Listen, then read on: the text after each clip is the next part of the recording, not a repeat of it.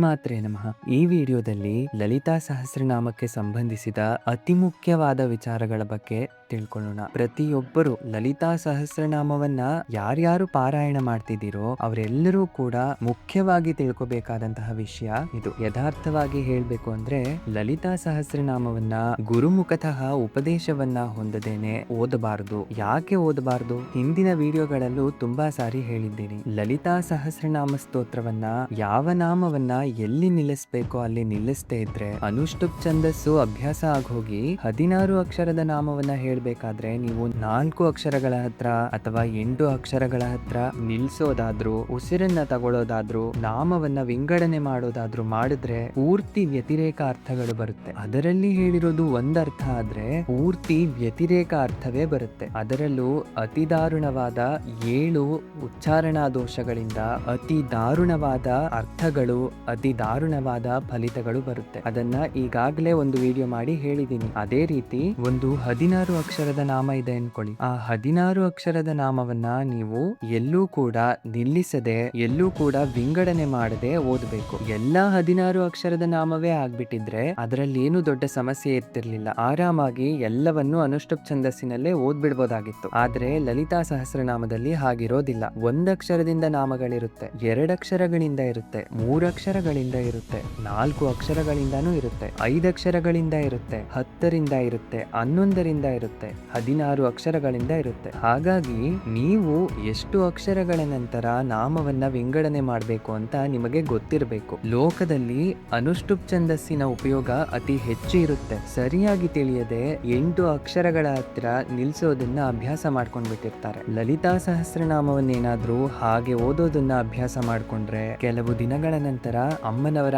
ಆಗ್ರಹಕ್ಕೆ ಗುರಿಯಾಗ್ತಾರೆ. ಯಾಕೆ ಅಂದ್ರೆ ಅದೇ ಕೆಲಸವಾಗಿ ಕುತ್ಕೊಂಡು ವ್ಯತಿರೇಕ ಅರ್ಥದಿಂದ ಮಾತಾಡಿದ್ರೆ ಸ್ತೋತ್ರ ಮಾಡಿದ ರೀತಿಯಲ್ಲಿ ಬರೋದಿಲ್ಲ, ಅಮ್ಮನವರ ನಿಂದೆ ಮಾಡಿದಂತಹ ಫಲ ಬರುತ್ತೆ. ಹಾಗಾಗಿ ಗುರುಮುಖತಃ ತಿಳ್ಕೋಬೇಕು, ಓ ಲಲಿತಾ ಸಹಸ್ರನಾಮವನ್ನ ಹೀಗೆ ಓದ್ಬೇಕು ಅಂತ. ಅದನ್ನ ತಿಳ್ಕೊಂಡು ಅತಿ ಜಾಗರೂಕತೆಯಿಂದ ಓದ್ಬೇಕಾಗಿರುತ್ತೆ ಲಲಿತಾ ಸಹಸ್ರನಾಮವನ್ನ. ಲೋಕದಲ್ಲಿ ಯಾವುದಕ್ಕೆ ಅದರದ್ದೇ ಆದ ನಿಯಮಗಳಿದೆ, ಯಾವುದಕ್ಕೆ ಅದರದ್ದೇ ಆದ ಫಲಗಳಿದೆ. ಒಂದು ಸಿಂಪಲ್ ಆದ ಉದಾಹರಣೆಯನ್ನ ಕೊಡ್ತೀನಿ. ಒಂದು ಅಮ್ಮ ಮಗು ಕುಳಿತಿರ್ತಾರೆ ಅಂತ ಅನ್ಕೊಳ್ಳೋಣ. ಯಾರೋ ಇನ್ನೊಬ್ಬರು ಅವರ ಅಮ್ಮನನ್ನ ಹೋಗೆ ಬಾರೆ ಅಂತ ಕರೀತಾ ಇರೋದನ್ನ ನೋಡುತ್ತೆ ಅನ್ಕೊಳ್ಳಿ. ಆಗ ಆ ಮಗುವಿಗೆ ಗೊತ್ತಿಲ್ಲ ಹೇಗೆ ಮಾತಾಡ್ಬೇಕು, ಅವರು ಯಾಕೆ ಆ ರೀತಿ ಮಾತಾಡ್ತಿದ್ದಾರೆ ಅಂತ ಮಗುವಿಗೆ ಗೊತ್ತಿಲ್ಲ. ಆದ್ರೆ ಆ ಮಗು ಏನ್ ಮಾಡುತ್ತೆ, ಬೇರೆಯವರನ್ನ ನೋಡಿ ಅದನ್ನೇ ಕಲಿಯುತ್ತೆ. ಅದು ಕೂಡ ತನ್ನ ಅಮ್ಮನ್ನ ಹೋಗೆ ಬಾರೆ ಅಂತ ಕರೆಯೋದನ್ನ ಅಭ್ಯಾಸ ಮಾಡ್ಕೊಳ್ಳುತ್ತೆ ಅನ್ಕೊಳ್ಳಿ. ಅಮ್ಮ ಏನ್ ಮಾಡ್ತಾಳೆ, ತಕ್ಷಣ ಕೋಪ ಮಾಡ್ಕೊಂಡು ಆ ಮಗುವಿಗೆ ಹೊಡೆದು ಬಡ್ದು ಹೇಳೋದಿಲ್ಲ. ಅಮ್ಮ ಕೆಲವು ಸಮಯವನ್ನ ಕೊಡ್ತಾಳೆ. ತುಂಬಾ ಸಾರಿ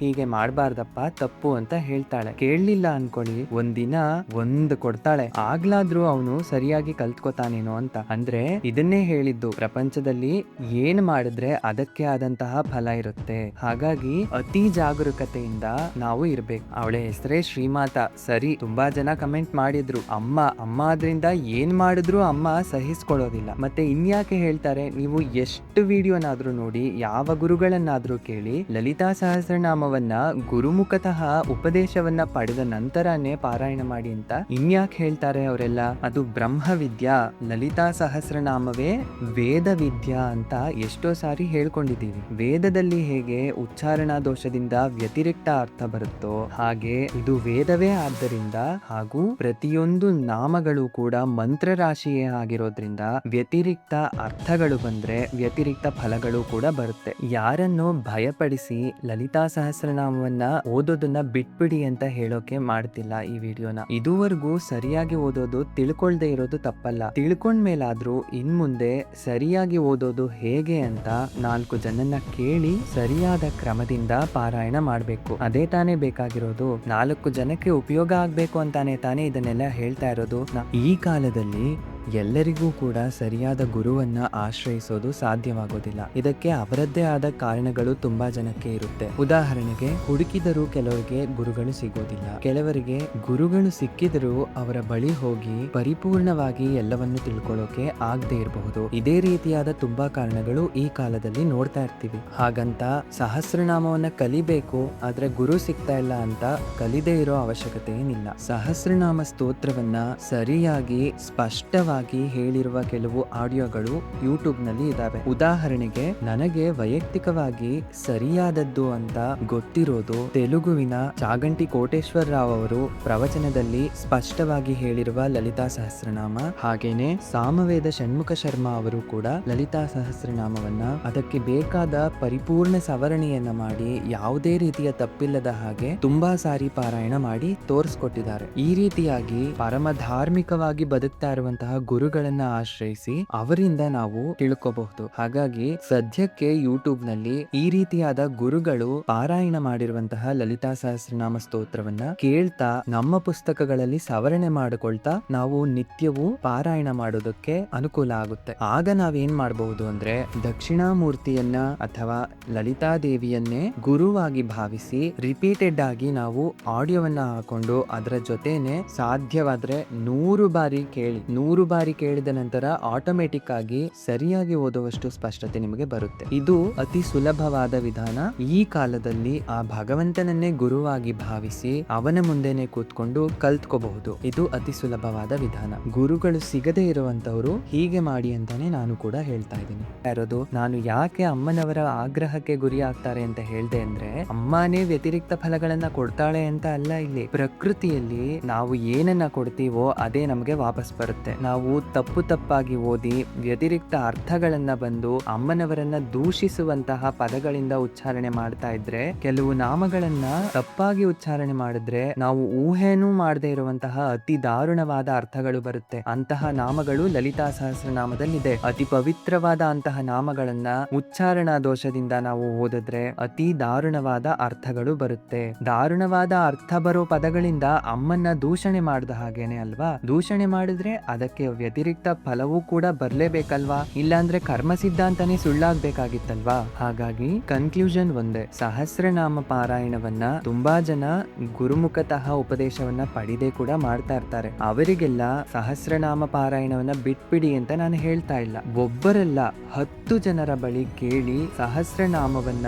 ಸರಿಯಾಗಿ ಪಾರಾಯಣ ಮಾಡಿದ್ರೆ ಪ್ರಪಂಚದಲ್ಲಿ ಲಲಿತಾ ಸಹಸ್ರನಾಮವನ್ನ ಮಿಂಚಿದ ಸಹಸ್ರನಾಮ ಇಲ್ಲ, ದಕ್ಷಿಣಾಮೂರ್ತಿ ಸ್ತೋತ್ರವನ್ನ ಮಿಂಚಿದ ಸ್ತೋತ್ರವಿಲ್ಲ ಅಂತ ಶಂಕರಾಚಾರ್ಯರ ವಾಕ್ಕು. ಲಲಿತಾ ಸಹಸ್ರನಾಮ ಎಷ್ಟು ಫಲವನ್ನ ಕೊಡುತ್ತೋ ಅಷ್ಟು ಫಲವನ್ನ ಪ್ರಪಂಚದಲ್ಲಿ ಯಾವ ಸಹಸ್ರನಾಮವೂ ಕೊಡೋಕೆ ಸಾಧ್ಯವಿಲ್ಲ. ಹಾಗಾಗಿ ಅದನ್ನ ಯಾವ ರೀತಿಯಲ್ಲಿ ಸರಿಯಾಗಿ ತಿಳ್ಕೊಂಡು ಅನುಸಂಧಾನ ಮಾಡಬೇಕೋ ಹಾಗೆ ಮಾಡಿದ್ರೆ ಮಾತ್ರವೇ ಈ ವಾಕ್ಕು ಅವರಿಗೆ ಸತ್ಯವಾಗಿ ಪರಿಗಣಿಸುತ್ತೆ. ಅದು ಬಿಟ್ಟು ಇಷ್ಟ ಬಂದಂತೆ ನಾನು ಓದೋದೇ ಹಿಂಗೆ, ಅಮ್ಮ ಕರುಣಾಮಯಿ ನನ್ನನ್ನ ಕ್ಷಮಿಸ್ತಾಳೆ ಅಂತ ತಿಳ್ಕೊಳ್ದೇನೆ ಓದೋದು ಮಾತ್ರ ತಪ್ಪು. ಜಪ ಕುಸುಮ ನಿಭಾಕೃತಿ ಅಂದ್ರೆ ಜಪವನ್ನ ಹೇಗೆ ಮಾಡಬೇಕು ಅಂತ ಸಹಸ್ರನಾಮದಲ್ಲೇ ರಹಸ್ಯವಾಗಿ ಹೇಳ್ಬಿಟ್ಟಿದ್ದಾರೆ. ಅತಿ ನಿಧಾನವಾಗಿ ಮಾಡಬೇಕು ಜಪವನ್ನ. ಗಬಗಬಾ ಅಂತ ಓದಿದ್ರೆ ಏನೂ ಪ್ರಯೋಜನವಿಲ್ಲ. ಅಷ್ಟು ನಿಯಮಗಳಿರುತ್ತೆ ಸಹಸ್ರನಾಮಕ್ಕೆ. ಇನ್ನು ಲಲಿತಾ ಸಹಸ್ರನಾಮ ಸ್ತೋತ್ರವನ್ನ ನಿಂತು ಹೇಳೋದು ನಿಷೇಧ.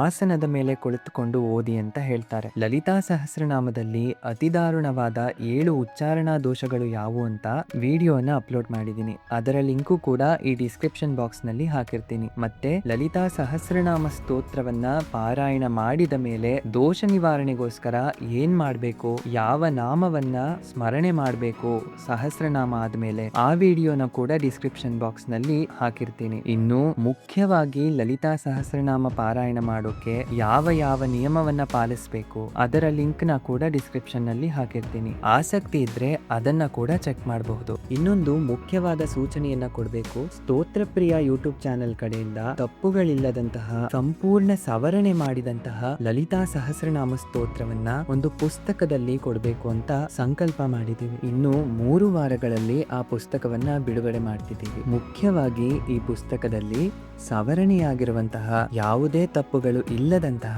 ಲಲಿತಾ ಸಹಸ್ರನಾಮ ಸ್ತೋತ್ರ ಹಾಗೂ ಸಂಕಲ್ಪದೊಂದಿಗೆ ಲಲಿತಾ ಅಷ್ಟೋತ್ತರ ಪೂಜಾ ವಿಧಾನ ಹಾಗೂ ಲಲಿತಾ ಅಷ್ಟೋತ್ತರ ಶತನಾಮಾವಳಿ ಮತ್ತು ದುರ್ಗಾ ಆಪದುದ್ಧಾರಕ ಸ್ತೋತ್ರ, ದುರ್ಗಾ ಕವಚ ಹಾಗೂ ನಿತ್ಯವೂ ಮಕ್ಕಳಿಂದ ಹಿಡಿದು ಎಲ್ಲರೂ ಕೂಡ ಒಂದು ಬಾರಿಯಾದ್ರೂ ಹೇಳ್ಕೊಳ್ಬೇಕಾದಂತಹ ದಿವ್ಯವಾದ ಶ್ಲೋಕಗಳ ರಾಶಿಯನ್ನ ಈ ಪುಸ್ತಕದಲ್ಲಿ ಕೊಟ್ಟಿದ್ದೀವಿ. ಈ ಪುಸ್ತಕ ನಿಮಗೂ ಕೂಡ ಉಪಯೋಗವಾಗುತ್ತೆ ಅಂತ ಅನ್ಸಿದ್ರೆ ಕಮೆಂಟ್ ಬಾಕ್ಸ್ ನಲ್ಲಿ ಶ್ರೀಮಾತಾ ಅಂತ ಕಮೆಂಟ್ ಮಾಡಿ. ಎಲ್ಲರಿಗೂ ನಮಸ್ಕಾರ.